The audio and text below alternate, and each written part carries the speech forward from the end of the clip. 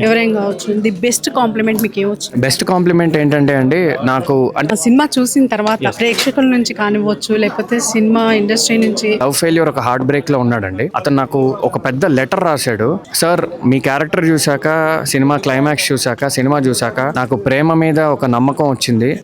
ఈ సినిమా ఎంతో కొంత నన్ను హీల్ చేసింది. మీ క్యారెక్టర్ ని, ఈ సినిమాని, మీ డైలాగ్ ని, మీ యాటిట్యూడ్ ని, మీ ఫిలాసఫీని నేను జీవితం మొత్తం గుర్తుపెట్టుకుంటాను.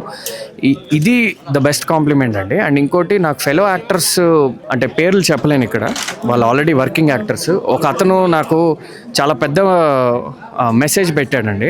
అంటే ఒక సంజయ్ అనే క్యారెక్టర్ నువ్వు ఏమాత్రం అండర్ ప్లే చేయకుండా, ఏమాత్రం ఓవర్ ప్లే చేయకుండా, ఎంత ఒక సీజన్డ్ యాక్టర్ లాగా ఎలా చేసావు, అండ్ ఆ డైలాగ్ మీద కమాండ్ కానివ్వండి, క్లైమాక్స్ లో మనం క్యారీ చేసిన విధానం కానీ, అదంతా పెద్ద మెసేజ్ పెట్టాడండి. ఇప్పుడు ఒక అలిగేషన్ అయితే చేశారు, కాశీలో ఒక బ్రాహ్మణుడు రేప్ సీన్ లో పాల్గొనడం ఏంటి, ఇది ఎంతవరకు కరెక్ట్ అని, దీనిపై మీరేమంటారు? అంటే అది యాజ్ అన్ యాక్టర్ మనం కామెంట్ చేయకూడదండి. ఎందుకంటే ఒక యాక్టర్ జాబ్ కాదు అది, అదొక రైటర్ చాయిస్, ఒక డైరెక్టర్ చాయిస్. సో అది నాకు దాని మీద ఒపీనియన్ ఉన్నా, ఒపీనియన్ లేకపోయినా, నేను దాని మీద కామెంట్ చేయడం అనేది కరెక్ట్ కాదు. తప్పకుండా ఇది డైరెక్టర్ గారికి ఒక బలమైన కారణమే ఉంటుంది. ఎందుకంటే ఆయన ప్రతి పాత్రకి ఎప్పుడు ఏదో ఒక బ్యాక్ స్టోరీ రాసుకుంటారు, ఏదో ఒక పర్పస్ ఉంటుంది. సో మీరు ఎప్పుడైనా అవకాశం దొరికితే ఆయన అడగండి.